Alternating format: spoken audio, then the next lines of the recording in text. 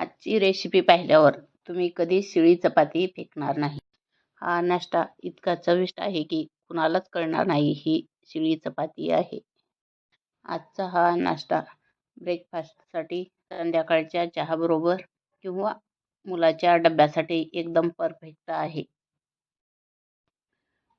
सर्वात आधी आपण तयार करू बेसनचे मिश्रण. एका भांड्यात 1 कप बेसन, अर्धा चमचा जिरं, अर्धा चमचा लाल तिखट, चिमूटभर हळद, अर्धा चमचा धने पावडर,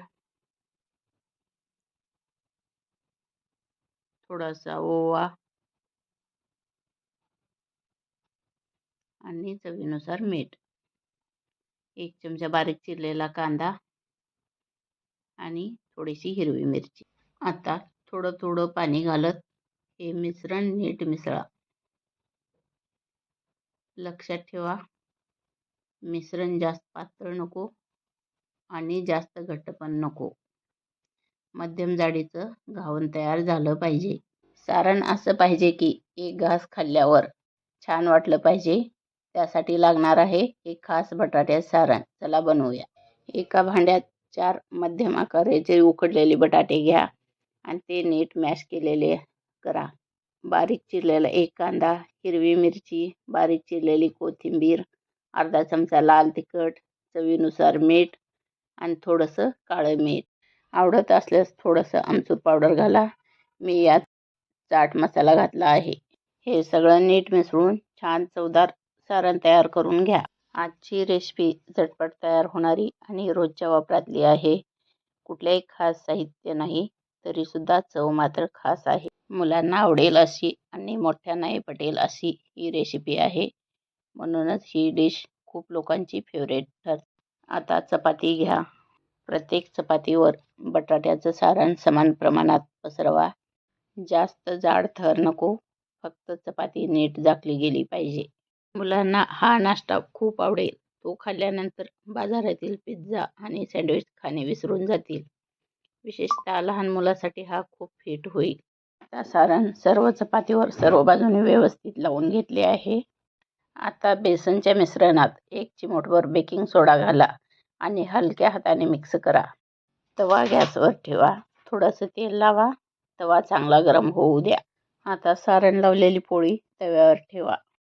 वरच्या बाजूला बेसनचे मिश्रण चमच्याने छान पसरवा. सर्व बाजूने बेसन व्यवस्थित पसरवून घ्या.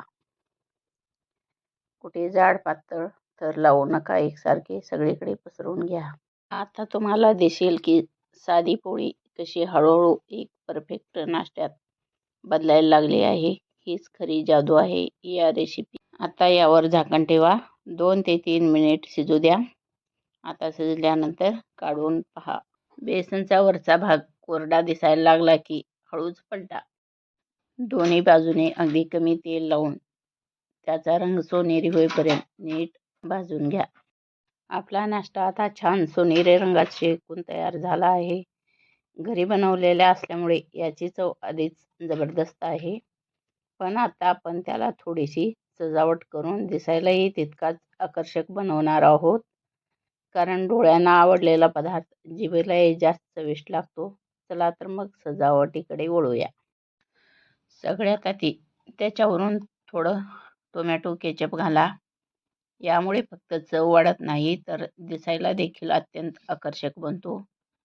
यानंतर त्यावर घाला थोडं बारीक चिरलेला कांदा, हिरवी मिरची, बारीक शेव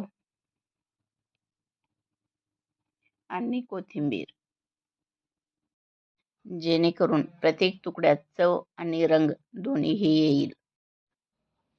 आता नाश्ता चौकोनी तुकडे करून गरमागरम सर्व करा. घरातील सगळ्यांना तो नक्कीच आवडेल आणि पहिल्या घासातच तुम्हालाही त्याची मजा जाणवेल. जर तुम्हाला ही झटपट रेसिपी आणि चविष्ट नाश्ता रेसिपी आवडली असेल तर नक्की व्हिडिओला लाईक करा. कारण तुमचा लाईक आम्हाला पुढच्या सोप्या आणि चविष्ट रेसिपी आणायला मोटिवेट करतो. तसेच आमच्या चॅनलला सबस्क्राईब करा आणि बेल आयकॉन दाबा, म्हणून नवीन रेसिपी तुम्हाला लगेच मिळेल. हा व्हिडिओ तुमच्या मित्रांना आणि कुटुंबाला आवडेल असं वाटत असल्यास शेअर करा विसरू नका. सगळ्यांना आवडतील अशी गोड रेसिपी हवी आहे का?